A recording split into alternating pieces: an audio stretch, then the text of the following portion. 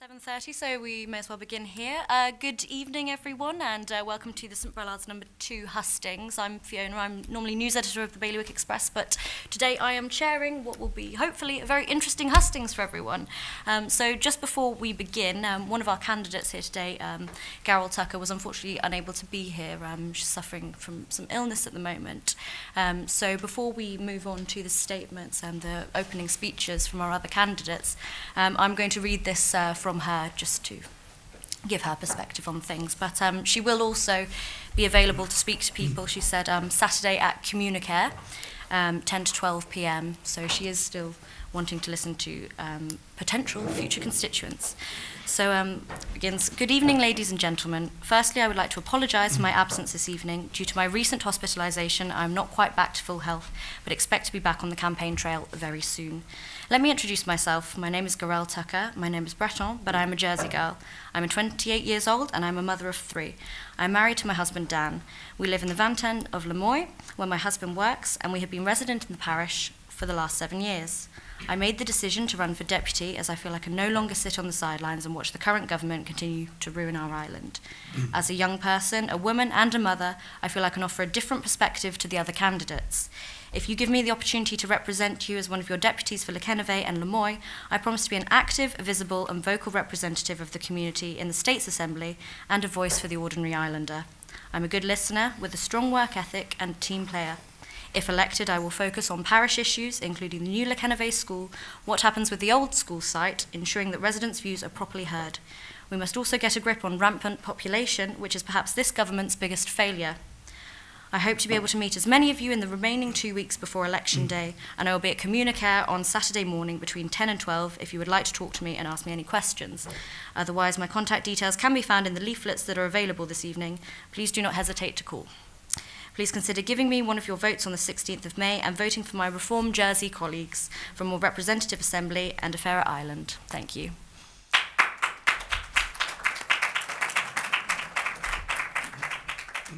So I'm sure you will all, as these candidates as well, will join me in wishing her a very best recovery as soon as possible. So we will move on to the candidates I have here sitting with me tonight. So we have the current sitting deputy, Deputy Graham Truscott here.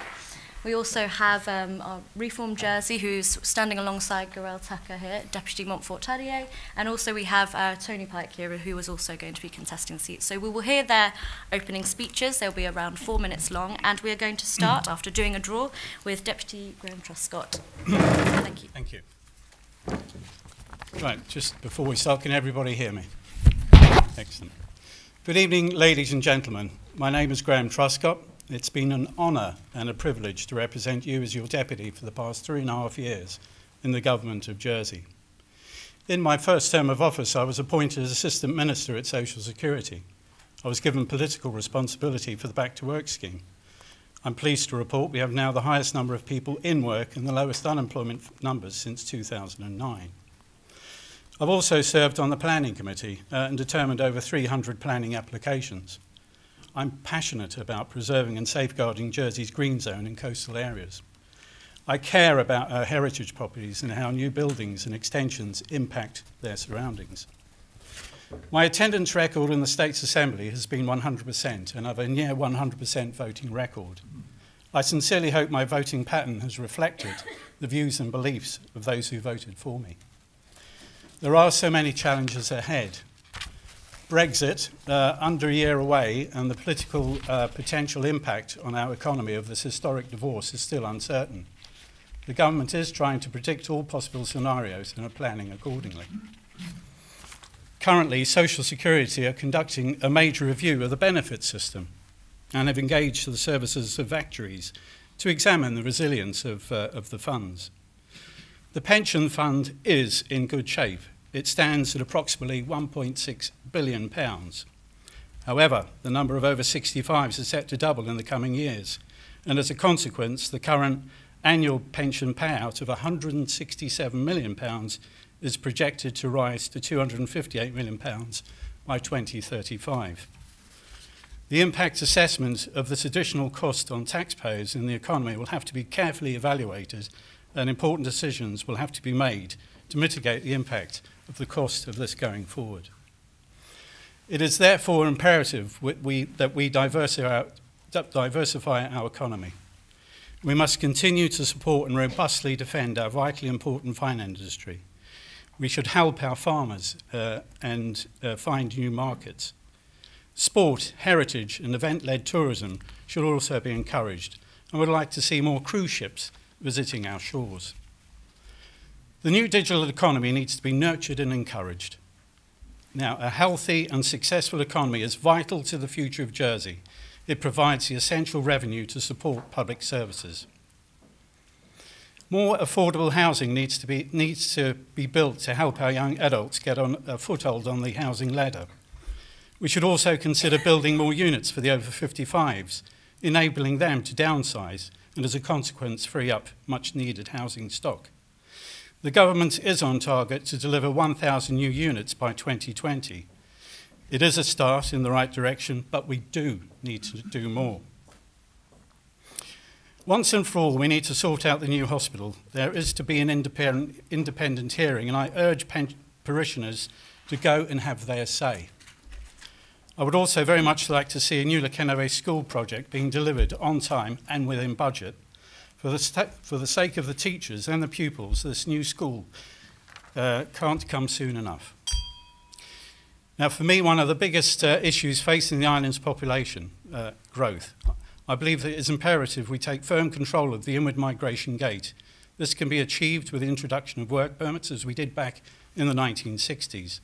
9-month time-limited work permits for seasonal workers and 1 to 4 years for employment sector workers.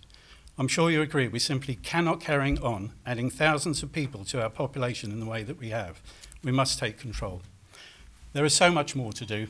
I'm an experienced States member now, and if re-elected, I pledge I will do everything I can to help deliver and bring about positive change that is so needed in this island. Please consider voting for me on the 16th of May. Thank you.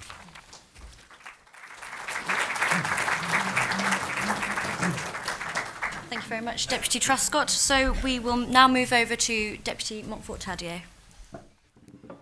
Thank you, Fiona, for the introduction and agreeing to host us tonight. I'm going to start by asking a question. First of all, is everybody in this room 100% satisfied with the current government that we've got? And have they been doing a good job? Are they the government that we as an island deserve and that we as a local community deserve? So irrespective of party politics or the individuals who are up here, do we have the best individuals that we could possibly have, and are they doing a good job? And I don't think anyone in this room would say that they are. And there are two reasons for that. First of all, I don't think we have the right people in the right positions. That's the first point. Secondly, we have a dysfunctional system of government. We have a dysfunctional assembly. Now, you'll hear the Chief Minister and other ministers talking about the need for public sector reform. And quite clearly, there are changes that need to be made in the public sector. But what about the changes that need to be made in the heart of government and in the States Assembly? And the problem is that we as electors, we don't have any choice about the way that the next government will be structured. It might be a poor analogy because I just thought of it, but imagine you're buying a suit, and we all like, as male politicians, to look nice for the electorate. Hopefully some of us also have policies which go with the nice suits and the big posters. But imagine you just go to a tailor and you can get a tailor-made suit where you know it's going to fit you really well. You can go somewhere cheap and get it made, perhaps in a different country whilst you're on holiday. Now imagine you just say, well, actually, I'm just going to buy the material. So I'll choose the material and I'll let them make the suit for me, and I'll have absolutely no control over what kind of suit they make. In fact, it might even be a dress. If you're a man, you could come back wearing a dress. You could come back wearing a suit which is really short for you and it doesn't fit. And that's exactly what we've got in Jersey. Some people look back at the system we had in the past and say, oh, well, we need to revert back to the committee system. I don't think, for all the benefits, and there were disadvantages to the committee system, that's a realistic prospect. People on all sides of the political spectrum now, from Senator Balash, those perhaps who have not been convinced previously, and we've been saying it for a long time, is that party politics is necessary for Jersey. It's the only way that you as the electorate can hold the government to account. So we've got this unpopular government, and you know what? They're going to get back in. I can guarantee we know pretty much who 6 of the 8 senators are going to be, and Senator Gorse will be one of them. Good luck to him, and he'll be vying to be the next Chief Minister. But it shouldn't be that simple. People shouldn't be ordained before an election. We need to know what the political direction of the island is going to be. Now look at my manifesto, look at the Reform Jersey manifesto. Myself and my party colleagues, we're the only ones who have produced a 33-page document to deal with all the issues that this island deserves for you to be treated fairly as an electorate. We take your issues and your intellect seriously, and this is why we've produced this document. Some of my priorities are going to be that we need to increase the standard of living for everybody in the island. Of course, we need a strong economy that works and is functioning, but it needs to work in the interests of all islanders. What we've seen over the last 5 or 6 years is an economy which works for the few, and we've got friends, we've got family, whether we're old or young. We've got people in this island who can't afford housing.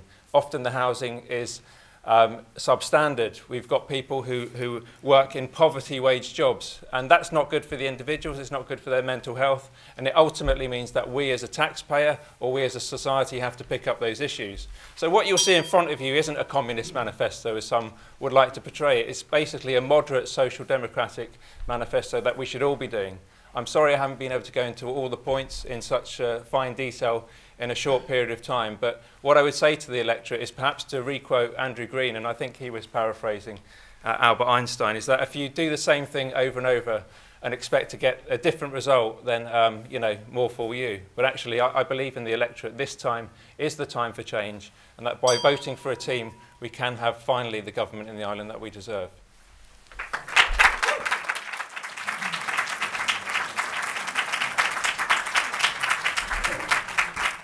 Okay, thank you very much for that speech, Deputy Tadier. And now we'll move on to Tony Pike, who is not a current sitting deputy, but hopes to be. Dear parishioners of St Brelade No.2 district, ladies and gentlemen, my name is Tony Pike.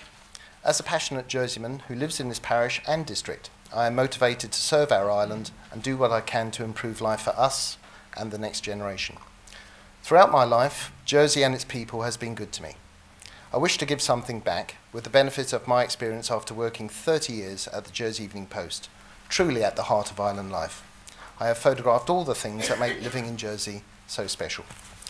My interests are the environment, recycling, the removal of one-use plastic in shops, tourism, agriculture, immigration, and providing affordable first-time buyer homes for local people.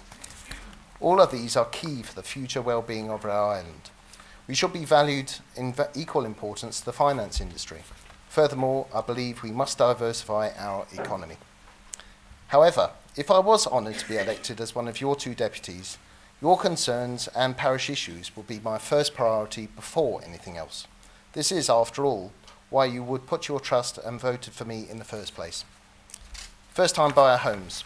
If you were in agreement, I would favour the development of the old Le Canave school for first-time buyers. I think the limited size of the site makes it suitable for apartments. We do need to provide for families that are desperate to own an affordable home. Le Canave precinct. The precinct has taken on a distinctly run-down look. Currently 6 shops are vacant, not let out for many years. General maintenance in public areas appears to have been neglected, and this reflects badly on our parish. I have contacted the agent, residents and tenants of shops to find out the facts. Going forward, I think we can find a solution to this unfortunate state of affairs. Dog mess. For many years, I have thought that a poop watch warden should be deployed on a part-time basis to patrol the dunes and other areas, with the power to issue on-the-spot fines. It may be just a warning to those first offenders who have not bothered to pick up after their dog, or those who do not have a poo bag in their possession. I think this initiative would persuade people to pick up, which is the object of the exercise. Tourism. We have some of the best beaches and countryside in Europe, and some stunning coastal walks to offer tourists, all in just 45 square miles. When visiting attractions in the UK or France, they can be hundreds of miles away, but not here. We do have a fantastic amount of military history, dating back hundreds of years. And thanks to the Channel Islands Occupation Society, Jersey has preserved some of the best German fortifications to be found anywhere in Europe. Yet to a large extent, our unique history remains little known internationally. I've been a volunteer with the Society dating back to 1977, giving up many hours of my time excavating and renovating the bunkers in our care, making them fit for visitors to visit and giving guided tours to hundreds of locals and tourists alike. Our unique military history has the potential of giving new life to our tourism and hospitality industries. Only last Wednesday, I hosted a large history group from Finland for a guided tour of Battery Moltke at Leylond. This group stayed in Jersey for a week, absorbing our centuries-old military heritage. I believe we should invest a lot more into the tourism and hospitality and diversify our economy. We have so much to offer. The visitors I have met certainly think so. Please consider me for one of your votes on the 16th of May. Thank you.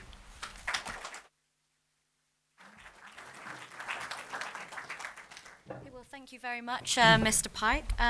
So we've obviously touched upon a lot of subjects there. We've got housing, hospitals, suits, dog mess, various things. So I'm sure you have plenty of questions. So what we'll be doing is we'll be taking 2 questions from the audience members at a time, and then we'll be putting them to each of our candidates here who will speak for 2 minutes. So obviously we'd like to prioritise parishioners if we can. So hands up, please. Anyone? Here we go. We've got 2 straight away. So, this lady here. We've got 2. Just yeah. Oh, sorry. We've just got the microphone just behind you, but we'll have you for our second question. We'll take the 2 questions and then we'll have our candidates answer them. Is it on? Hello, can you hear me? Right. I've got a 2-part question for you. The long-term care tax is capped at around 162,000, and this has resulted in very high earners paying a lower effective rate. Part 1, is this fair? And part 2, would you vote to abolish the cap? Okay, thank you very much for that question, and we will just hear the second one now. Thank you. Thanks. I am a parishioner, live on Route de Janet.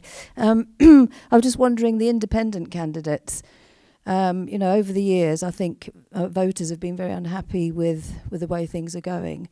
And you can say what you'd like to do as much as you like, but I think in the past the politicians have found that their hands are tied, and hopefully we will get party politics. So I'd like to ask the independent candidates, if there were party politics, which party would they support if it was like left, centre, right? 2 very interesting questions there. So the first one, just to recap, was about the long-term care tax, is this fair? And the second one was about, would our candidates support party politics? Where would they sit on the spectrum there? So we will work in the opposite direction as we've just had our speeches. And we will start, if that's okay with you, with Mr. Tony Pike. Yeah. Hello. Thank you for your question. I think the long-term care tax, I think in long term, I don't think it's a good idea to carry on like that. I think we should, you know, think very carefully before we actually start changing things around. How much will it actually cost everybody, actually? And the second thing about party politics, centre-left, I'm more centre-right, really, in my perspective. Okay. Thank you. Okay, so we shall move along one now, and we will hear from Deputy Graham Truscott. It's still early days with the long-term care scheme. It's just effectively bedding in. I mean, it's been going something like 18 months, but it's proving very popular because it, you know, at the end of the day, I think a lot of people, including my mother, was very worried about when she became old that we would lose the house to, you know, have to pay for her benefits. And I think the scheme is proving very fair and popular. I do take your point regarding the cap, and I think that's something at the moment at Social Security we've actually got everything under review, and that's something I wasn't aware of, but I'm pleased that you've pointed it out. And I'm sure when Social Security review this back that they'll actually come back. If I could get your name afterwards, I'll get an answer for you on that particular subject. Party, I would suggest that I'm right of centre. I serve the people. I'm here to serve the people of Jersey. I'm not here to serve a party. And if you look at my previous manifesto, I've actually delivered on quite a lot of what I said I would do. Well, there are some that say parties is the way forward, but for me, this is just Jersey. We are a small jurisdiction. It's, you know, 45 square miles. There's 120,000 of us. I mean, As you say, I'm here to serve the people, and that's what I'll do to the best of my ability should I be elected. Thank you. And then Deputy Tellier. I'll answer that second one first, perhaps. Obviously, I am a member of a party, and I'm a member of Reform Jersey. It's the only party we've got. That's a challenge to anyone else out there on the political spectrum or in the States. They can form their own party. They've just chosen not to. That's because it's hard work. It doesn't come easily. You have to put years of hard work into it, and sometimes you reap the benefits. Of course, we know that the political spectrum isn't just simply left and right. There is another axis of authoritarianism and liberalism, or libertarianism to be more specific. And I would fall into that bottom quartile. I consider myself to be a social democrat with libertarian values, but it's much more complex than that, of course, because I also identify very strongly with green and environmentalist issues. So if I was in the UK, I would possibly be somewhere between the Green Party and the Labour Party, but it really depends. If I lived in Wales, I may well be Plaid Cymru, but not a strong nationalist. In terms of the long-term care, I think it is absolutely outrageous that the most able to pay that new tax, and it is a tax, were actually given a break when they can most afford it. So anyone who's earning over 160,000 or so, and it does go up without inflation every year, they're exempt from this new tax. And again, it's something which is hitting middle Jersey. So everybody who pays social security effectively and income tax between that bracket, they're the ones being hit. And I tried to bring an amendment to that, actually. There was some support. I think there was about 18 across the Assembly, but it wasn't to be. Certainly, I'd be happy to revisit that. You know, taxes need to be fair and progressive, and if we all benefit, then we should all pay those.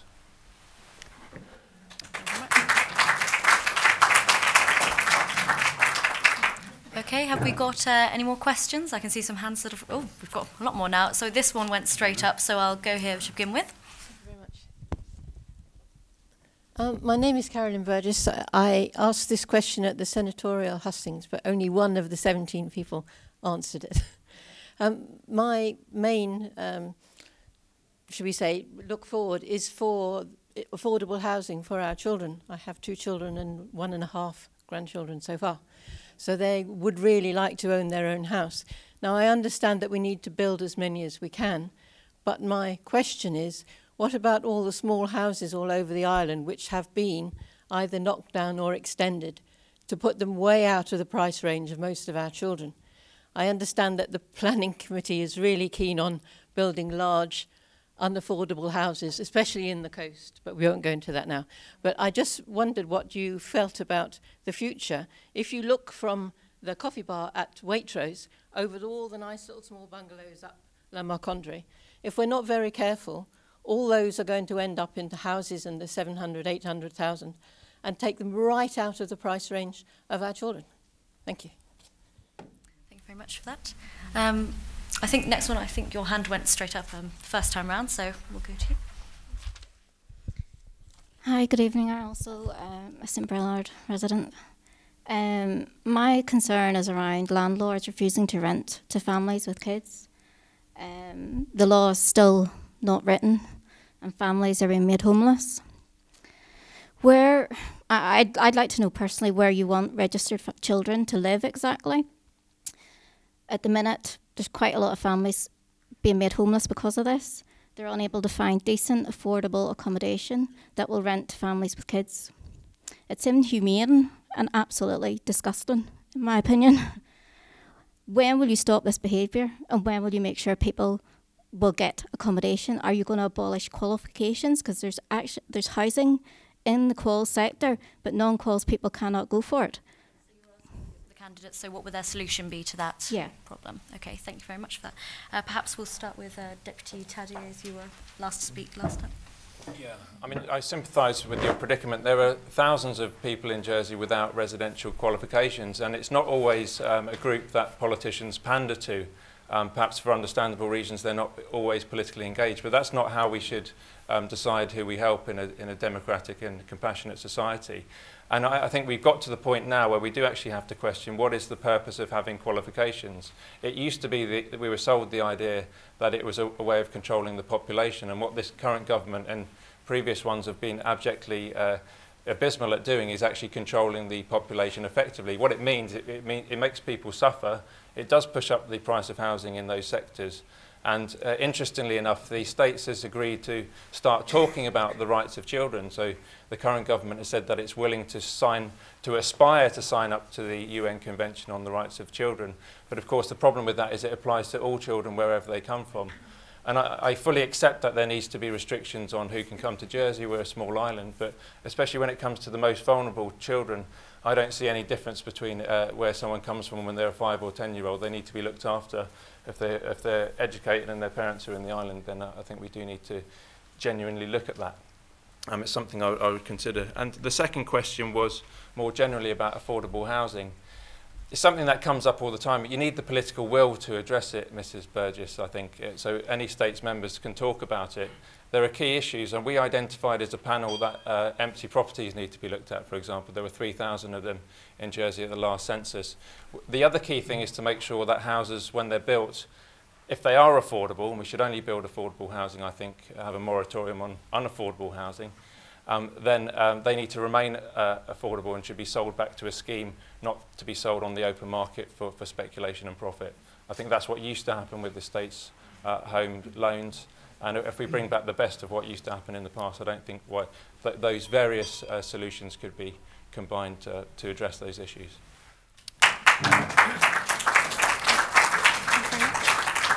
Okay, Mr. Pike, if you would like to... Yeah. Hello. Landlords refusing to hire out to children, for families with children.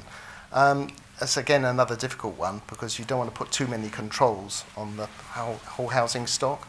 But I think there is scope to actually think in future for this, and perhaps it'd be good to actually, for children. Sorry, landlords. Sorry about that.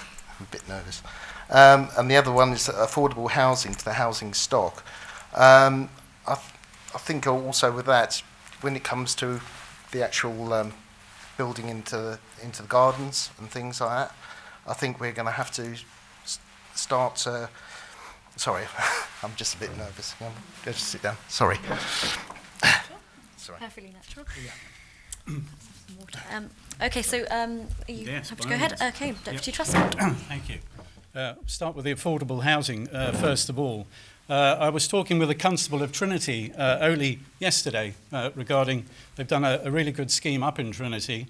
They were gifted a piece of land which kind of has an advantage, but they nevertheless have built some properties, affordable properties for residents of Trinity, in so much that they've taken a shared equity in the property. They're called Homes for Life, and basically they're really well built, really beautiful properties, something to, for the youngsters to be proud of.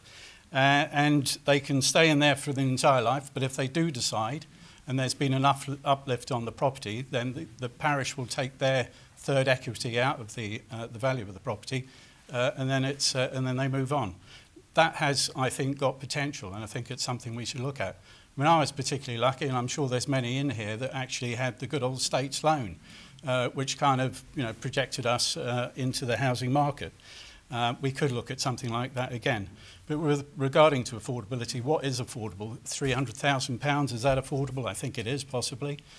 We've got to look at building materials as well that we use in building, and there is such new technology out there where, houses can be built in factories, brought over and built, quite inexpensively. So that's something we could look at as well. Back to your particular issue, and yes, we did have the debate in the States recently, and I'm Assistant Minister at Social Security. We brought in a lot of legislation to help with disability, for age, sex, etc. And this is discrimination. At the end of the day, that you cannot actually go. Was that my final? You got 10 seconds. I got 10 seconds. So it is something, I think, it is discriminatory that you should be stopped and prevented from going into a house, and that's something that we are legislating for. Okay.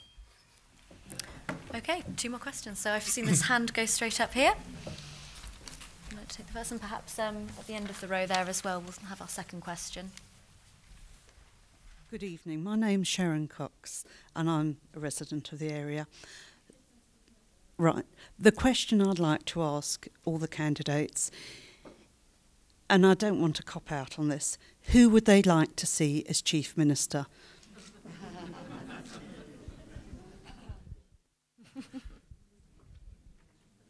Hi, my name's Faye. I'm a resident in St Brelade. What I'd like to know is, what do you propose to use the old Kennervay school site as once the new school's built? So just recapping those, the classic question, who do we want to see as Chief Minister, and what could the old Kennervay school site be used as? So Deputy Truscott, would you like to begin? Absolutely, thank you for that one, Sharon. Nice curveball there. Now, I am aware, well, there's two candidates currently that have actually declared that they want to be Chief Minister after this election. One is Ian Gorst and the other one is Lyndon Farnham. Now, I am aware also that there are 3 other potential candidates that will throw their hats into the arena effectively. Now, I'm not going to duck this because I really want to hear what these candidates have to say, and I want to hear what Ian Gorst has to say. I want to hear what Lyndon Farnham has to say. And until I hear what direction they want to take Jersey in, I really don't want to pin my flag to that particular mast, if you can understand. Okay? No, it's not a cop-out. That's a particularly legitimate answer. Well, yes, indeed. The Kennervay School. I mean, I know I don't look old enough, but I actually remember the first school actually being built, so I just want to kind of time capsule that one, so it's amazing how time flies. I think this is a community thing. I think we can all come together on this. I'd like to see a mixed development there for the over 55, some social housing, some affordable housing as well, possibly. Parking is an issue in Le Kennervay, so it's something we've obviously got to discuss.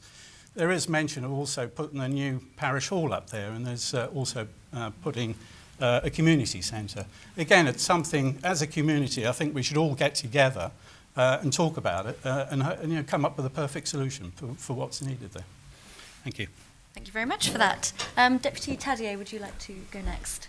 Thank you for those 2 questions. I can understand Graham's hesitation because actually there is an issue with the question, and the underlying problem is that you, the electorate, or we, the electorate, don't get to choose the Chief Minister. It's left to the States members who end up there. And so it's understandable that people want that. That question never gets asked in the UK or France, incidentally. You never get asked, who do you want to be the next Prime Minister? And of course, the public in France get asked about who the next president will be. But we've got a different system, I accept that. So to try and not bottle the question or give you a respectful answer, it should be the biggest party that gets the option of forming the first government. And if that can't happen, then of course what I would choose is somebody who's most likely to be able to deliver on the manifesto pledges that you've got in front of you today in the Reform Jersey Manifesto. Now, I'm going to be radical here. I can't really say it's going to be Ian Gorst as my first choice because I think he's been a disaster for so many different reasons and we don't share the same fundamental politics. So, and I'm also going to be radical and say I don't think it necessarily has to be a senator. We're going to have 8 senators elected in a few days' time, in a few weeks. But there are 41 other states members who could be perfectly good. And if it came to the choice, I'd much prefer to have a very good, capable deputy or constable rather than just picking from a bunch of 8 senators, the best of a worst bunch. It may not come to it. Obviously, I'm a Reform Jersey Party member, and I would hope that we'd have a representative. But somebody like Deputy John Young in here, it's very radical. He's not even faced a contested election. But I think we need somebody who could unite the centre of politics in Jersey and actually move towards a social democratic system rather than just a far-right economic agenda which only benefits the wealthiest in this island. We can do better, and we should be looking for change at the next election, not just ordaining somebody who thinks he's entitled.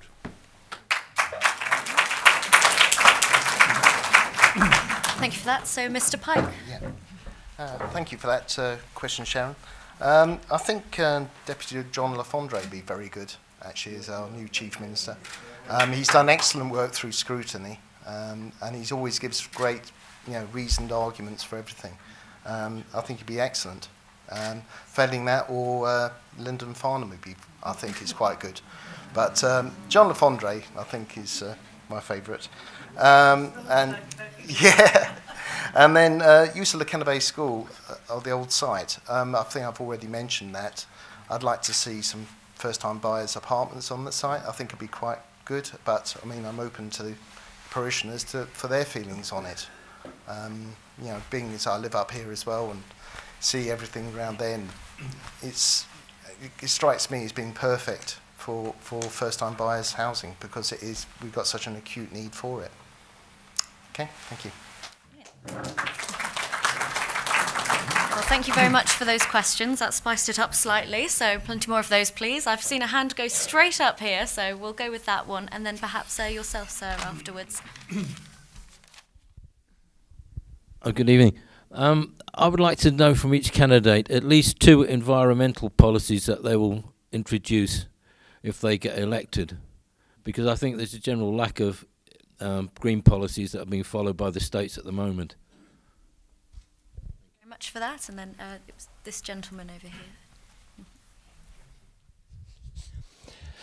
I'm somewhat concerned in that, by my reckoning, we, the electorate, the public of the island, are already in debt to the tune of £500 million odd for a new hospital. Housing has been lent 200 million, and the pension funds are about 150 million short, in round figures. That's about £7,500 per head of population, over and above the tax and all other charges that we're going to have to pay to the states. One, does any of the candidates have any proposals to reduce that amount of debt? Or 2, would they prefer to increase the amount of debt to hand on to future generations? Thank you very much. Okay, so just to recap those, so we've got what 2 environmental policies would you introduce, and the obviously debt that we've just touched upon here, how would you propose to reduce that? So if we can start with yourself, Mr. Pike. Yeah, sure. Yes, reducing the amount of debt, that's a very good question. I mean, when you actually look at the projects in the pipeline, we've got the hospital, it's 466 million. We've got the Kennebay School, that's 40 million. And you've got the airport, which is 42 million. So that's 3 projects alone, and that comes up to 548 million. Now, plus the pension fund shortfall. Yeah, so, I mean, I'm looking forward, you know, what's happening with Brexit and all these other international events. I mean, I don't want anything catastrophic to happen to the finance industry, but something, you know, beyond our shores could happen. We're going to be in a lot of debt, and we haven't got a reserve to back it up. So what I'm saying is we should take the heat off a little bit, you know, just think about all these things before we actually do them properly. I accept the airport, for instance, because the way it was all done, you know, a few years ago, that should have been all redeveloped properly then. You know, the arrivals hall was not done properly. And when you think about it, it just doesn't make sense to actually do it all at the same time. You've got all the construction workers as well. It's an awful lot to take on. And I think we should just wait a little bit on that. Second question, environmental policies. Now, I'm very keen on these sort of things. Coastal development is my big thing. I just think that enough is enough on our coastline. We've developed such a lot. And we have not got anything to pass on to the next generation if we carry on the way we're going. Right? Thank you. Thank you very much. Thank you. If we can move on to Deputy Truscott now. Does it work that way? Okay. Arthur, I share your concerns. I'm fully aware, I think I alluded to it in my speech, you know, our concerns regarding the pension funds going forward, etc. The cost of the hospital, £500 million, but when you add in all the interest, etc., it's probably more like £1 billion. We're spending £42 million up at the airport. We've got a £42 million mental health unit going up at Overdale. It's just one big shopping list, isn't it? I have got great concern of things going forward. We could actually, you know, sell some of the silver, and it is an option. I'm a businessman. We've got telecoms. It's been mooted that we should perhaps divest ourselves of that particular utility. It could bring in 450 million. That would be one step in the right direction. And it's something that was considered by the now former Treasury Minister. So I am very concerned of things going forward. I'm looking forward to a new Treasury Minister in place and a new Council of Ministers in place that we can actually focus on, working all this out and thinking long term of a strategy to actually, fund it all.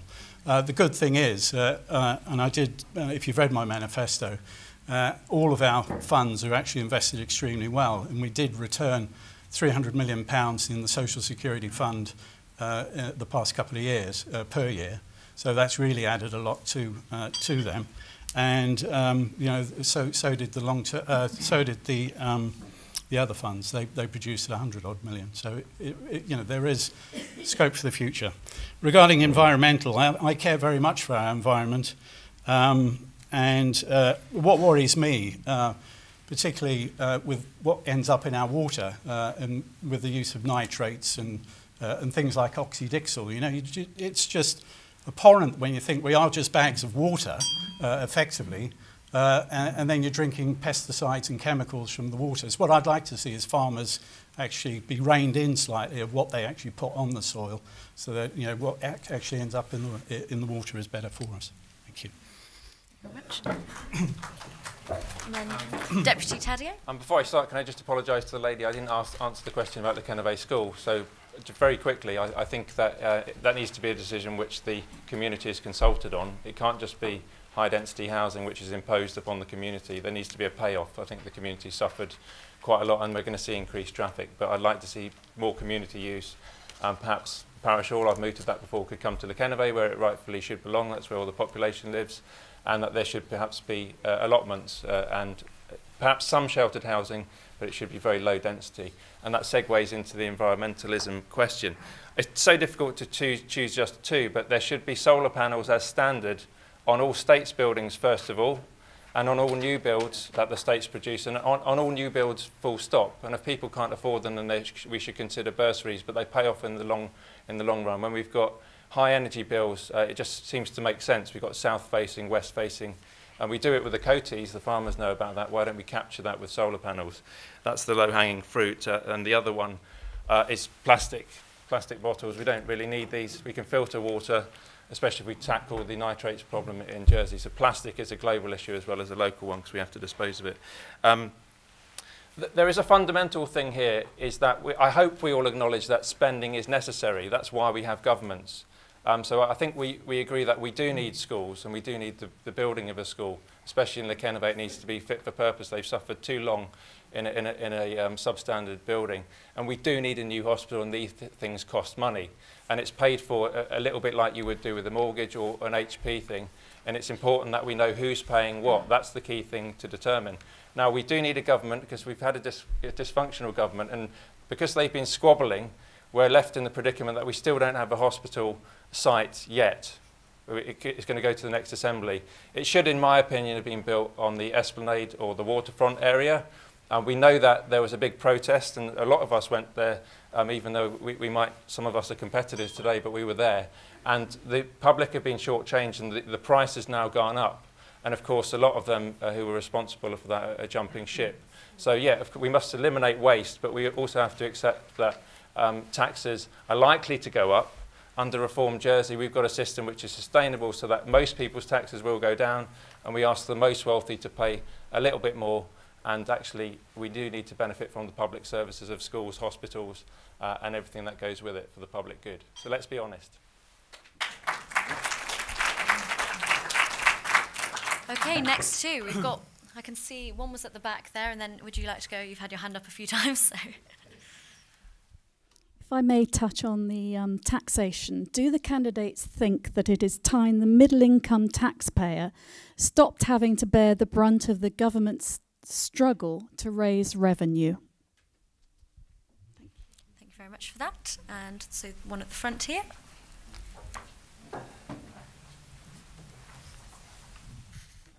Hello, my name is Ruth Rolls. I'm a parishioner. I would like to know if you have any strategies about reduction of cars and the problem with pollution and traffic jams in the future. Thank you very much for those. So just to recap again, so it was the middle income tax earners, are they bearing the brunt, and what can be done about this, and strategies to reduce cars and pollution. So Deputy Tadier, if you would like to begin. Yeah, so the tax one obviously continues on from what I was saying a moment ago, is that we've got 2 tiers of tax for income tax in Jersey. You know, I don't know why we have a 26% tax rate, used to be 27%, and we've got a 20% tax rate. And again, who does low tax benefit? It benefits those who get the reduction in their tax bill. Tax or income or revenue, you can call it any of those things, is a public good, and it's used to pay for those things which we spoke about a moment ago. Now, our proposal was to say that, well, actually, if the marginal rate of income tax, and sorry if it's getting technical here, if it's 26% for some, and that's good enough for some people to have that with allowances, why don't we simply extend the marginal rate right across the board, so everyone gets the same allowances, the same living expenses, and then you pay the same tax, the 26% tax rate. But we thought, let's go one step better than that. So we asked the Treasury, we said, well, why don't we reduce the tax rate from 26 to 25%, apply that across the board? And the Treasury told us, well, actually, that raises an extra £6 million if you do that. You can imagine our eyebrows, mine in particular, raised. I've got professional eyebrows. And they said, what? So it raises 6 million, but we can give most people a tax break. And the reality is that under Reform Jersey, if you're a single person and you earn less than £72,000 a year, your tax will go down. If you're a married couple and you earn around about £140,000 a year, your tax will go down. It's only those very high-end earners who will be asked to pay a little bit more of their effective rates of income tax. The cars one, you're not going to like all of these answers, I'm afraid, but we need to think about car sharing.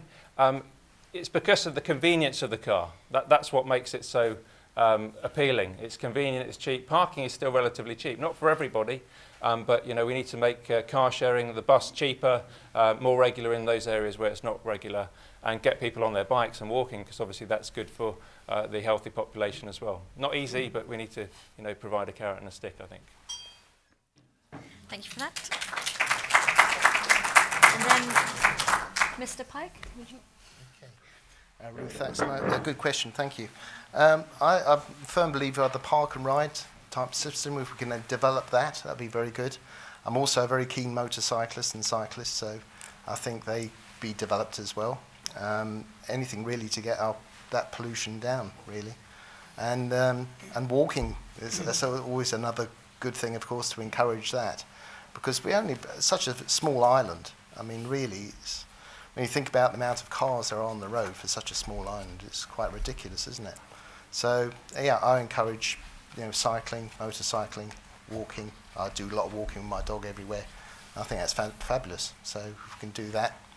And then taxation of the middle earners and that, to actually, when you think about that, it really is one of those things that that I've got to give a bit more thought to, I think, to actually give an opinion. Okay, thank you. Thank you very much. And then Deputy Trescott. Thank you. I'll start with the cars first. For decades, I think, you know, we've had such a huge population of cars on the road. It's just exponentially every year going. It seems to be more cars. But I don't know if you notice. I mean, at the moment, it's like going back to we've got cars. Every time I get to the bottom of the whole hill, there's like this massive queue all the way down to Beaumont, and that hasn't happened for some time. I think we should get rid of diesels off our road as soon as we possibly can. I think that would be a start in the right direction with regard to, you know, pollution. They are the biggest pollutants at the end of the day.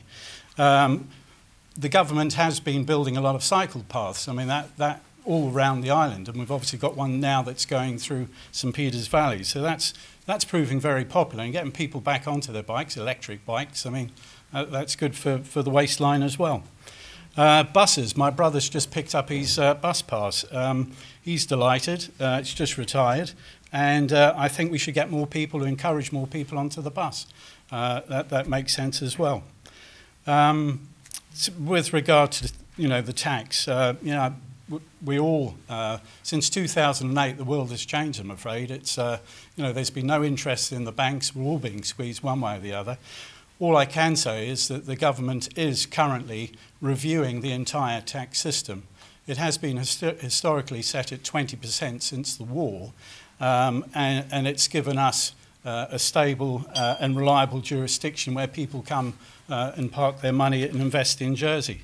I think to tinker with the headline rate is quite dangerous, particularly for £6 million.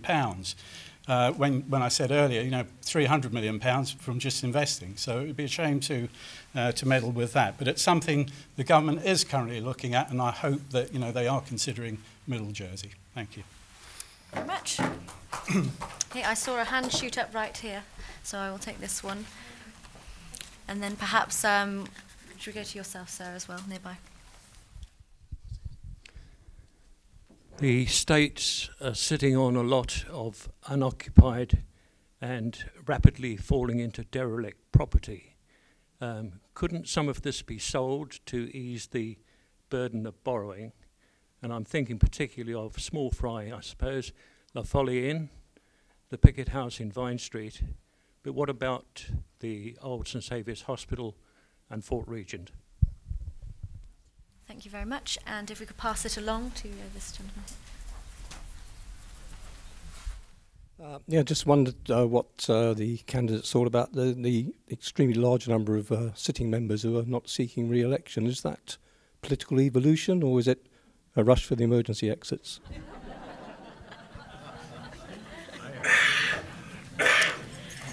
Okay, so that was what should be done about these unoccupied derelict properties such as La Folie or St Saviour's Hospital, and then the mass exodus of sitting members. What are your opinions on that? So, Deputy Truscott, would you like to take it away? I do believe it's me again. Right.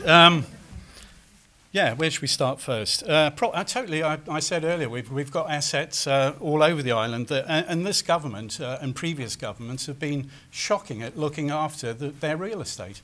They just, you know, for whatever reason, and it's something I hope the new CEO, you know, actually gets to grip with, lets our property, it is our property, we are tax, you know, owners of all these properties in Jersey, and I think it's disgraceful what's happened over time. So I think absolutely right. We should look at what we've got and look to actually either sell it or do it up and utilise it. But it's absolutely shocking. The hospital at St Saviour's, I don't know what the plans are for that. I think Eddie Knoll did allude to the fact that there could possibly be housing there. So that is something that it would be looked at. And Fort Regent, well, again, just being let to go to rack and ruin. And I think that's a great shame. And that is a piece of work that I think we need to look at for sure going forward. With regard to sitting states members, yes, I do feel, I did ask Sir Philip Balash, do you know something that I don't? You know, it was a case of one of those. But I think in his case, he'd had a bit of trouble with his heart. And I think, you know, when you get the gypsy warning, I think it is appropriate perhaps to say it's time to hang up your political boots, so to speak. Yeah, for why they're going, I mean, Eddie's been in for a long time. Whether they felt they wouldn't get re-elected, I don't know. Perhaps that was an issue, but it is what it is. Thank you. Thank you very much. And Deputy Tadier. Thank you. Just on that one, I mean, it's anyone's guess. I think if one tries to put the cynicism aside for one moment, it's not easy. I think sometimes it's just a thankless task being a politician, and irrespective of which side you're on, if you've been in government, and especially if you've been perceived to have made lots of mistakes or not delivered on issues, then you might think, what's the point? I'll go and spend time with my family, and good luck to them, to be fair. With the property one, I can see where this question is coming from. I'm very sceptical about the state selling land that belongs to us, because you can only do it once. And there's a reason that people own lots of property. When you play Monopoly, you win when you own lots of property. And it's really good if all that property is owned on behalf, some of that property is retained in public hands. Because that's how we can utilise that for the public good.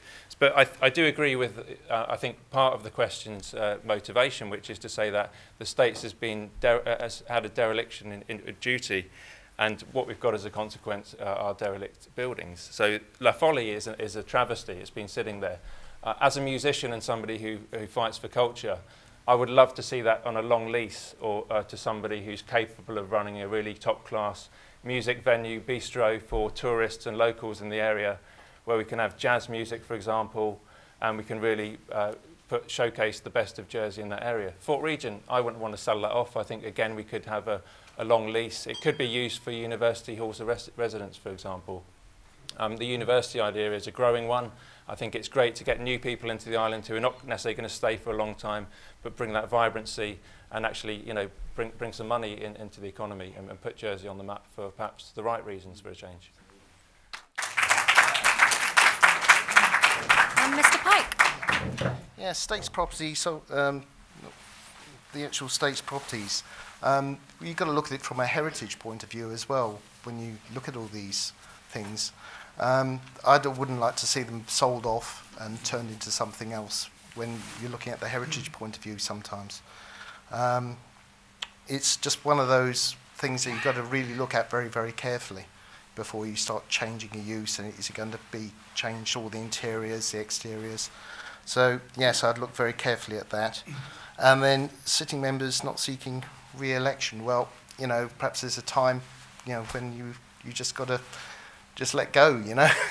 And yeah, I think that's, yeah, thank you very much. Okay, next questions. There was a hand up right at the back here. In fact, should we take two from the back?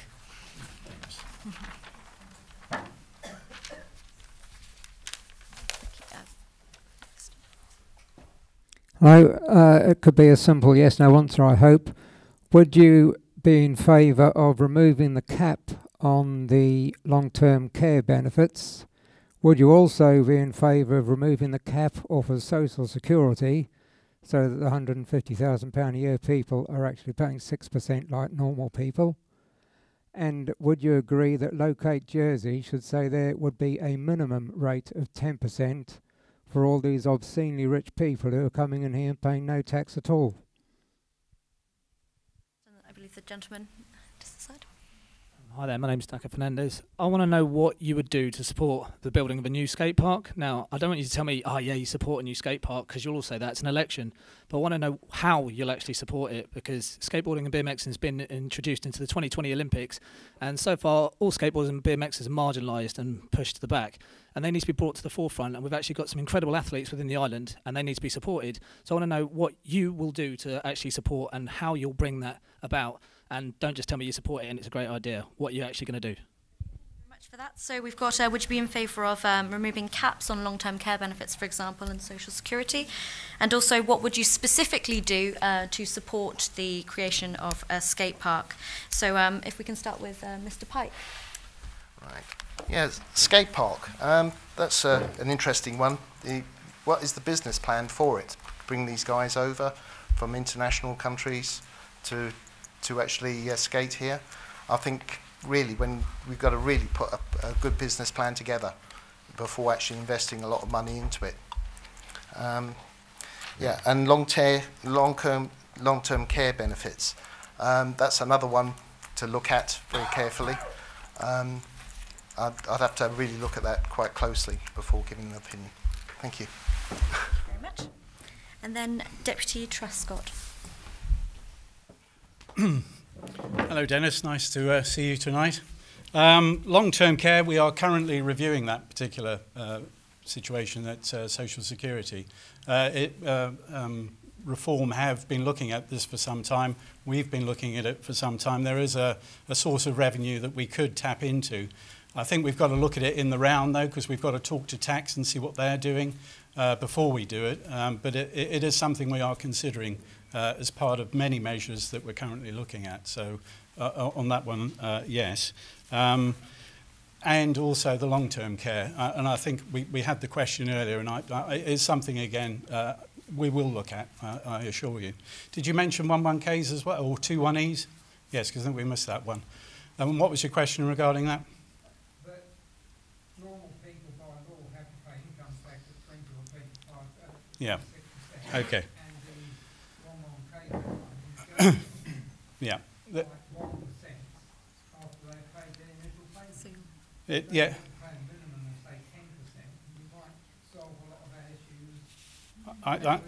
Yeah, I think we're... Sorry?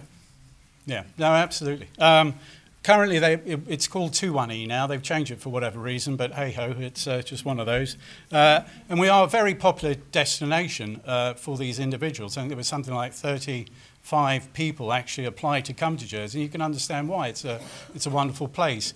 The Assembly did vote to actually increase the amount that these people pay to come here. I think it's 150,000 per annum that they pay into the tax system. And obviously, while they are here, they do spend an awful lot of money in the economy as well. But it's something, again, we've got to look at, but we've got to think of our competitiveness with other jurisdictions regarding that. The skateboard park, look, I'm going to say I am in favour of that, and why wouldn't I be? And I know that our outgoing constable, who is going to be the sports, if he gets in as senator, will be promoting sport going forward. And I think it's imperative, as you say, it's an internationally popular sport, and I think we should support it with whatever aid we can and support we can give you, really. Okay. And Deputy Tadier. Yeah, very quickly. I'll start with the skateboard park. I mean, one of the reasons I have to support the skateboard park is because one of my nominators is John O. Steventon, who I think people know, and he's a big proponent of promoting skateboarding and was involved with it previously, so I have to do it, otherwise John O will probably kill me. And I'm obviously involved with John O at the Beach Festival as well, so we do work closely together. And I guess all I can say to you is that we pledged to do that. It's also my party colleagues have been asked the question as well. And it's really about listening to the experts. So we need the expertise of the people who need to use the skateboard park. It needs to be, I think it needs to be top notch. And if you look at the other provisions that we've got in Jersey for the established sports such as bowls, be that petanque or green bowling or golf, things like that, they're very well catered for. And the skate park just needs to be in the right location where it can be a spectator sport as well as used by young people, but also professionals to host competitions, etc. Again, good for tourism. With the tax issue, I think we spoke on the doorstep about this actually. We are committed in our manifesto to actually raising it taking the cap away so that everybody pays the 6%. Now again, it's not party policy to do this, but I think we could look at reducing the headline tax of Social Security, and we've asked questions in the past. It could well be, if I remember rightly, that a 5% flat rate of Social Security without the cap raises more. So again, it gives some relief to those lower and middle earners. With the 21Es, as they're now called, that's much more complex. We wouldn't tackle that at the moment because we have asked that they contribute slightly more. It's been uprated for inflation, which doesn't sound like a lot. But it's much more complex in the sense that it's the 1% part which is an issue, because a lot of high net worth individuals don't pay the 1%. They use company structures at 0%, and 0% is the headline of tax in Jersey. So even if you did ask them to pay more, it's not necessarily the case that they would. So certainly we support fair taxation, and I do, but it wouldn't necessarily achieve anything more if we did in an unsophisticated way. Thank you. Okay, we had a hand up over here. And anyone else who hasn't spoken yet? I can see, we'll go over here after that. Hold on to that, would you? Yeah. Monsieur Pipo, Dennis Pipo, number 1 district, south of the border, that is. Now, Mr. Chairman, Mr. Trump, President of the United States, leader of the world, has introduced the unconventional way of government. What unconventional way, I ask, would the candidates, the aspiring elected states member, introduce to rescue our wayward and ailing ministerial government?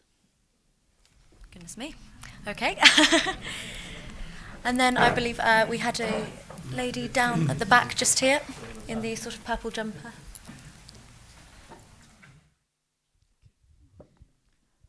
What are your views on retaining the bailiff and the constables in the States? Thank you.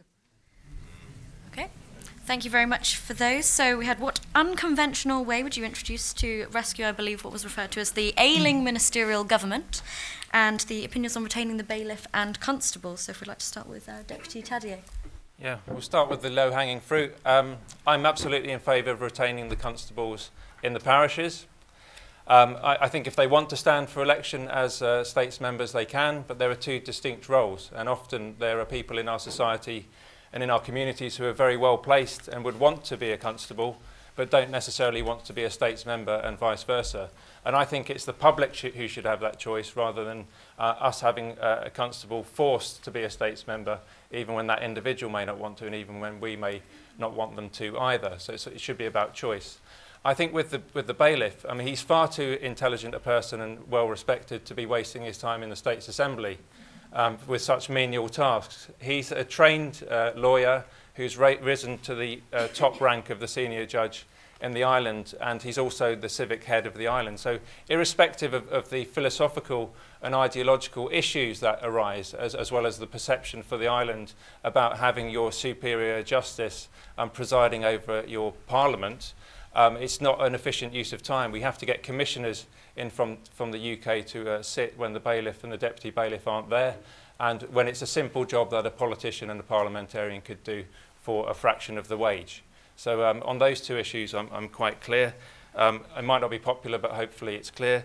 And the second question, if someone can just remind me, was about the unconventional way of doing things in the States. Well, I think we just need to introduce professionalism into politics, and that's unconventional enough because it's such a rare quality now throughout the world. We need to reintroduce professionalism and integrity and accountability to the States Assembly. Yeah. And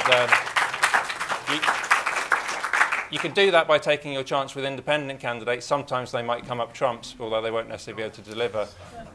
And we've got some very good independents, but you need a party, whichever colour that is, to represent the public's opinion and to carry forward a mandate so that we can deliver for you. Thank you very much. And Mr. Pike. Yeah. Yes, I actually really like the bailiff and the constables within the States of Jersey. I think it's part and parcel of our fabric of the island. And I don't want our island to be like a county council in the UK. I think it's what makes Jersey unique. Yeah, when you actually look at our parishal system and everything, the borders between us all, it's just wonderful. Actually, I just love the island the way it is in that respect. The ministerial government, I actually prefer the committee system, the way it was run before. I thought it's more open and transparent, actually. Okay, thank you. And Deputy Truscott. Dennis, how did you get through the barricades? That's what I want to know. District 1 up here, what's going on? But there we go. I'm not a fan of the ministerial system. I do mention it in my manifesto. I'm not sure if you've managed to have a read. And I said here that we need to re-examine the possibility of reintroducing a hybrid committee-based system where all politicians can take part in the legislative process. Some quite rightly feel there is too much power in the hands of 11 ministers, and I do actually agree with that. And I'm pleased collective responsibility has been removed from the current protocol. Consensus politics with the ability for dissenters to have their say, I think is imperative for democracy. And with regard to the bailiff and constables, I've always been a staunch a supporter of both of them remaining in the States. I think the constables are an integral part of the honorary system. They are the voice of the parish, and I think it's essential that they remain in the Assembly on that basis. And we've had a referendum, and I think we should continue supporting that referendum result. And with regard to the bailiff, I think absolutely that he should remain as the presiding officer. I think the alternative, and it's one that I don't agree with, which is electing a member from the Assembly. And I think I'd use Montfort and myself as a typical example why you wouldn't do it. It's because if either one of us was to sit in the chair as Speaker, the voice of the left or the right would actually disappear. And I don't think that is right for democracy either. So thank you. Okay, hands up. Anyone? Okay, we've got, we'll go for some people we haven't heard from just yet. If we can have this lady in the grey cardigan and this sort of peachy jumper just behind. Grace Rossiniel, Kennervey. We've spoken about the waste of money that goes on in the island. What would the candidates do to stop the continual use of UK consultants being employed at great cost, and it appears to me no result?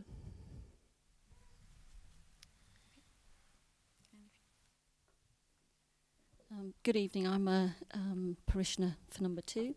No one's mentioned yet the university fee funding, and I'd be interested in knowing whether any of the candidates would consider a system whereby students were considered the individual themselves as going away, and that there's no assessment on possibly I've read one, I think one form said parental income, another one said family income, another one said household income. So there seems to be an issue with trying to decide who you would assess and how you would assess them. I've lived in other countries where students of 18 are individuals in their own right, and they would receive funding based on what they were going to study and where they were going to study. Clarify your question. You I'd like to know whether they would consider just looking at the individual and who they are, where they want to go to study and what they want to study. Thank you. Okay, so the first question there was, would you consider stopping the use of UK consultants, which I quote, were at great cost and no result, apparently. And on university funding, would you consider putting the individual over parental means? So if we could start with Deputy Truscott on that one. So me again. No, absolutely. Good evening, Grace. Consultants, they do seem to use them at will and for whatever reason. Bringing in experts, I can understand why the CEO currently has brought some consultants over, because he is the exception in this particular, because you know they've got a job to do, and you can't, if you're looking at the entire structure, you can't have people from within looking at the entire. It's got to be a subjective view from outside, objective rather. It really belief. You know, why would you? If you've got the expertise in the island, why on earth would you bring somebody over from the UK? Now, all I can think is we haven't got the expertise in the island, you know, and that's the reason why they do it. I can't think of any other reason. I would imagine they go out to, you know, I haven't been involved. It's the end of my first term effectively in government, and I've been stuck down at Social Security. But I can only imagine that they, you know, they just look at it and do get, in quotes, maybe it's cheaper from the UK. I don't know, but it seems a strange thing to do anyway. And I think it's something we should look at, and I'm sure the new CEO will actually look at that particular issue. And with regarding university fees, etc., you know, we have just passed in the Assembly, you know, to pay for everything effectively. But to look at, I agree with you. It's something I'm not fully aware of, but you know, perhaps we can have a talk afterwards. Thank you anyway. Thank you very much for that, Deputy Tadier. Yeah. Part of the problem with this format is that we don't have the debate option, so we don't necessarily get to come back. So if you'll just excuse me a little bit of friendly banter with my St Brelade deputy colleague, is that you'd think that he's not been part of ministerial government for the last 3 years, the way he's talking. He is an assistant minister, and hopefully he can tell us a bit of the secrets that go on in the Council of Ministers, because they do use consultants, it has to be said, and there is a place for consultants. We use them on scrutiny from time to time. But sometimes you get a consultant to tell you the answer that you already want, so that you can say, oh, but an expert told us that, so it must be right. And then, of course, you're the ones paying the bills. We did something when I was working on scrutiny around education. We did get the standard person in from the UK who was academic and was expensive but provided value. But then we got a local person who actually volunteered to do it. And she actually arguably provided just as much value, well, not for money. She provided great value, and it was a check and balance, if you like, because she had the local perspective and the other one. And it's unfair that we didn't actually pay her. We should have come up with a compromise to that. And why do we go to the UK all the time? I mean, a lot of our problems, we're so close to France and Europe, and sometimes Europe and Scandinavia have much better expertise at doing things. So we don't always need to follow the worst practices of the UK. We can follow the best practice of Europe sometimes. That's what I'd like to see more, and get value for money. With university funding, well, on this matter, I'm very clear. University is education. We don't means test nursery care. We don't means test primary or secondary. And so it's important that we actually say, when you're 18, you don't have your own income and you should be given a full tuition fees. And I think it's right that the grants remain means tested, so the parental component is right, but nobody should be put off going to university because they don't have the money or because their parents either can't or won't fund that, because we know that just because someone's a relatively high earner doesn't mean they don't have outgoings, especially if they've got multiple children who are all coming to university at the same age. So our fund does fund it fully and in a sustainable way through the tax provisions we've spoken about.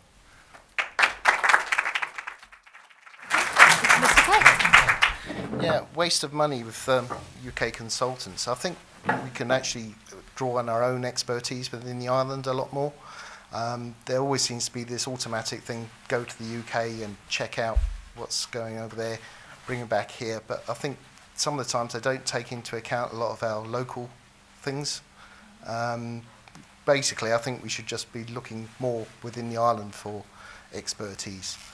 The university fee funding was at the moment it's £100,000. I think they brought it down to for the actual students. And I think we have to look at that a little bit more. I'd like to research it a little bit more before giving an answer. Thank you. Okay, hands up. Anyone that we haven't heard from just yet? Or was this a hand here? Would the candidates, my name's Jeff Compton, I'm a parishioner, would the candidates favour a public register of the beneficial ownership of registered companies in Jersey, and what impact would such a public register have on the island's financial status? Okay, and I think I saw one over here, a yellow jumper, I can just see.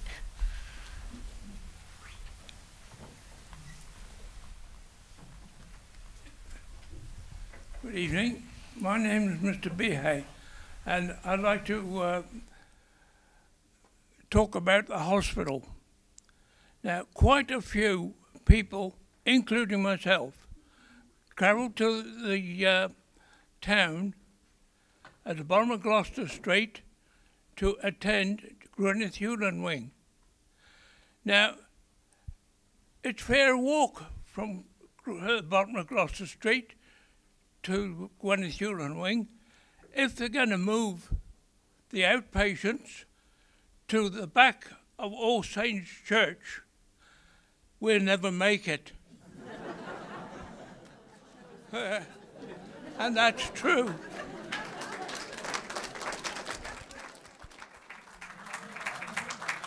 Sorry.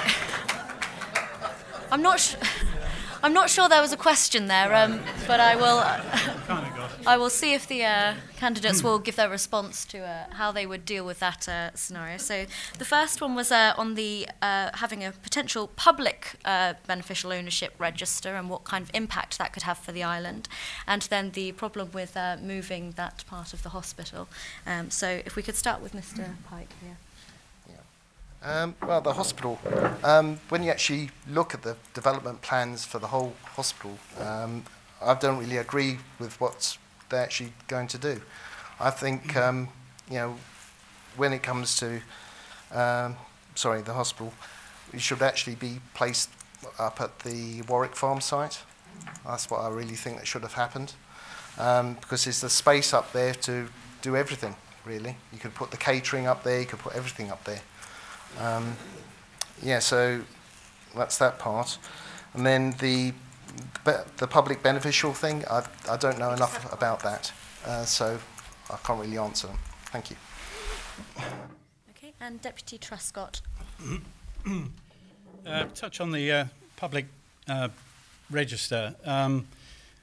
It is a private and confidential matter. We already have a list put together, and obviously there is a debate in Parliament tomorrow to discuss whether we should make it public. Now, that would have quite serious ramifications for the island should we do that. And I think Senator Gorse, the Chief Minister, and Sir Philip Balash have gone to London today just to discuss this issue further. I don't want to comment really too much, just see how things pan out at this stage. But I think it's important that we have this register, and if we are asked internationally for any information with countries that we've got agreements with, then we will actually tell those people or give those people the information that they require. So that's how the system works at the moment. It seems that they want to open it publicly. We will, I believe, be resisting that particular move. And with regard to the car parking, it was a question I asked, and I was assured by Andrew Green that there would be adequate provision for additional car parking spaces made at the outpatients unit. It was on the plan, so that is their intention, to actually provide more parking for outpatients. I'm not convinced it's the right site either. We have, as I say, we've got this public debate, the independent inspector coming over from the UK to re-examine the whole issue again with a new set of plans. And I think you can all have an input there. And I really do suggest that you go and make your voice heard, and then we can perhaps move on to another site. Thank you. And Deputy Tadier. Yeah, let's deal with the hospital issue. I mean, there are two options, and I feel for you, Mr. BA, because people know where the current hospital is, and it's fairly good route access on the bus at the moment, and for parking, I guess, as well. I think there are two options. We look at extending what family nursing do already to a certain extent in the community hubs, so to see if certain provisions can be made locally. I mean, we know Communicare is used for that already to a certain extent. It could be extended for other medical provisions, save people having necessarily to go to town. That's a good use of parish communities. Or the other is just asking Connex, it's not Connex anymore, it's Liberty Bus. Should know better. I have used them. Old habits die hard. But yeah, whoever the bus provider is in future, make sure that they've got a route which is sympathetic to the situation of the new hospital and for outpatients. The issue of the public register is an interesting one, especially given yesterday's headline about a constitutional crisis. Now, I'm not sure whether that's slightly over-egging the pudding, but we're told on the one hand that Jersey's got nothing to worry about because all of its business is squeaky clean, even though we get scandal every now and again, and we're not the only place that has the occasional issue with the Paradise Papers, although we didn't come out that bad compared to other jurisdictions. But I think the States needs to be very clear about what their grounds are for opposing it. And we don't want to fall out with the UK over something which I think is going to become inevitable anyway. So I think the question is about, well, when is this going to happen? Is it going to be imposed on us? Does Jersey government and does the industry in Jersey have any say on these issues? And if it is going to become common practice, is it something that can be rolled out across the board and not just as a unilateral diktat from the UK? Thanks, sir. So we are entering our final chunk of the evening, so the spicier the questions, the better. So we'll take two more, I think. So this gentleman here, if there are any more, we'll come back to you then. Good afternoon, good evening, ladies and gentlemen. Julian Bernstein. I wonder if you could give me your ideas about tourism with the realisation that we have to rely on immigrant workers working in the establishments because locals, and this is historic in any country, are not as interested in working in hospitality.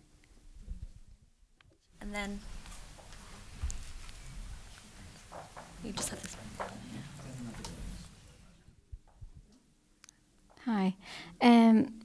My question will be around the rental prices. They're actually extortionate and bear no resemblance to salaries or standard of accommodation. In terms of rental costs, they tend to be 50 to 100% of people's salaries and are totally crippling most people. Effectively, government are actually paying landlords for the crazy prices because they're having to top up working people's salaries because the salaries aren't high enough to cope with the prices of rent. So effectively, government are also complicit because they're prepared to do that and keeping the prices up. So what I want to know is, are you going to support rental caps in all rental markets to get the salary, to get the rental prices at 30% or 33% of salaries, because that's effectively what they should be at? So just to recap on those, so we're looking for our candidates' ideas about tourism and how immigrant workers interact with this industry. And then at rental prices, would you support rental caps? So if we can start with Deputy Tadier. Yeah, I mean, it goes back to the idea of the University for Jersey. I mean, it's inherently a good idea for us to develop our links in terms of a university in Jersey for the locals who can't afford to go away necessarily, but also to bring people in. And that has the byproduct of actually creating a passing labour force, if you like, who will be working, because most students do need to work these days anyway, so they can work perhaps in the local tourism and hospitality industry. But at the same time, there's an added benefit that they will create a new vibrancy. There will be a demand for hospitality in itself, for the music venues, for all that kind of creativity that goes with a university town. And we're not going to be inundated, don't worry about that. We're not going to become like one of those cities. But I think it would give an option for innovating in that area. I know that probably doesn't answer all of the question there, Julian, but we can perhaps talk about other ideas. But yeah, definitely an event-led tourism, things like the St. Bernard Bay Festival need more support. We need those dotted around the island and the calendar. When it comes to rental prices, I think the problem is that the market's become overheated, and there are various factors for this. One is the population. The government haven't been able to keep a grip on population. In fact, they've actively encouraged it and exceeded their own targets relentlessly and every year. And I think what we as a party wish to do is to, first of all, look at social rented caps. We don't any longer have affordable renting in Jersey for those on the lowest wages in the island. And I think we need to look at other mechanisms of getting properties back into the market and to share ownership and things like that. But certainly a rental cap may need to be considered if all other mechanisms don't actually work in bringing down prices. Because ultimately, again, it's the taxpayer, as you say, who picks up the bill to a tune of £10 million a year. And that's just in the private sector, let alone in the social sector. Mr. Pike. Yeah, well, definitely I support our tourism industry. The problem really is how do you actually keep up with the demand of our workers and things in the industry. I mean, do we source more locally? But if people don't want to actually work in that industry, we're going to have to source from the outside. It's because we've got to keep our tourism industry going, basically. It's what we've got to have. The rental cap. That's another issue which needs a lot of thought about, because if you start putting all these limits in, or what you can charge, then it's becoming to a point where it's the state telling the landlords what to do all the time. So it's one of them. You've got to look very, very carefully before you actually start putting limits and things like that. Thank you. And Deputy Truscott. Yep. Thank you. Yeah, it's becoming increasingly difficult to actually, as you say, agricultural workers, bring in people to actually work on the fields, and likewise in tourism. If you're a chef, I mean, you're like hen's teeth. They're so rare. I sit on HAWAG, which is called the Housing and Assessment Working Group, and we're forever being asked by hospitality to actually grant licenses for hotels to bring in chefs and certain key workers. I have concern. I mean, there is somebody's manifesto to increase the minimum wage to £10. Now, the impact on that on the hospitality industry has been quite devastating, if that should be the case. I think work permits will be a solution, and hopefully will help the tourist industry. You're shaking your head, but I would hope that is the case. Certainly, I've spoken to a number of hoteliers, and they seem to be quite like the idea. With regard to rental prices, etc., I've got some notes here. It's just that freezing social housing units will not help low-income families, as the full value of their rent is included with income support. So we pay the full amount to these people. I think there is a balancing act to be had, most certainly. And I think we should look at the cap, and I think there is a consensus in the Assembly to look at the cap, and I agree with that. So that's it, really. Thank you. And I suppose if I can, just to close things, really, just present to all of our candidates, one last question, a 30-second quick snippet of that age-old question of the magic wand. What will you do in the next Assembly? What would you do to change if you have that one special wish? So Deputy Truscott. I've just stepped. Just as you sit I've down. just sat down. Is that fair? I mean, perhaps Mr. You could do it from Teddy, sitting would down. Yeah, go on. I mean, I'll pass it down the end. No, there, if he's- I need to rest. Oh. Give you a breather. Thank Have you, some water. yeah.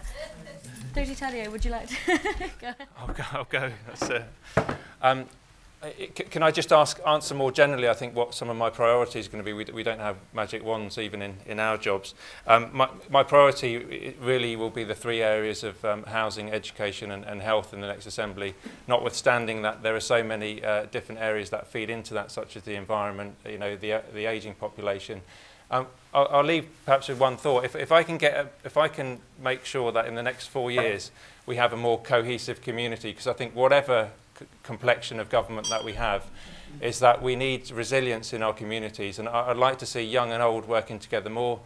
There are going to be more of us in the future in residential homes, and why don't we put the primary schools, get the interaction between primary schools. We're twinned with foreign countries, with France. Why don't we twin primary schools with residential care so that the generations can really benefit from the knowledge and the energy and vitality of each other?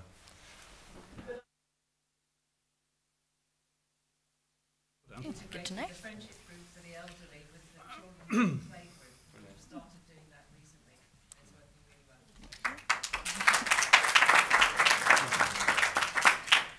well. Do you feel you've had Yes, a breather? I feel I've settled now. There are. I've mentioned it all the way through. I think getting the population under control is one of my priorities. We just simply cannot go on adding thousands of people to our population going forward. I think it's key for the future that we actually take control of the inward migration gate, and that's something I will be working very hard to achieve going forward. Growing the economy as well. I will be leaving Social Security and I want to go to economic development. So it's an area, I'm a businessman, it's an area I'd like to get into. And definitely more affordable housing for our youngsters. It's something we definitely need to do. Thank you.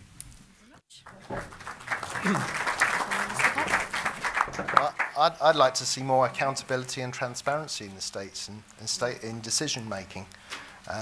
And stop always all the time hiring UK experts when we've got the local expertise. That, I think, is one of the big issues. And secondary is the immigration issue. We've really got to get a handle on that. Otherwise, the whole island will just sink under the amount of concrete, basically. Okay, thank you. Thank you very much. Seems it was more than one wish there, more of a sort of magic 3 wishes rather than the magic one. But thank you very much to all of our candidates. I hope you'll join me in giving them a round of applause and thanking them for their time.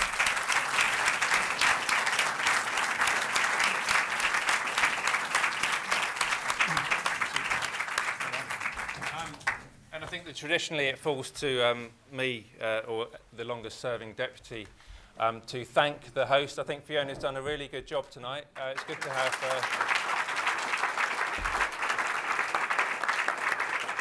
I know Fiona's worked at the bailiwick. She's got an interest in politics, and it's nice to have a new face. And can I thank the parish staff for organising this, you all for attending, and even the Delta people at the back who are filming this, so it will be recorded for posterity and viewed, no doubt, by many thousands of people throughout the island, including in this district. Thank you.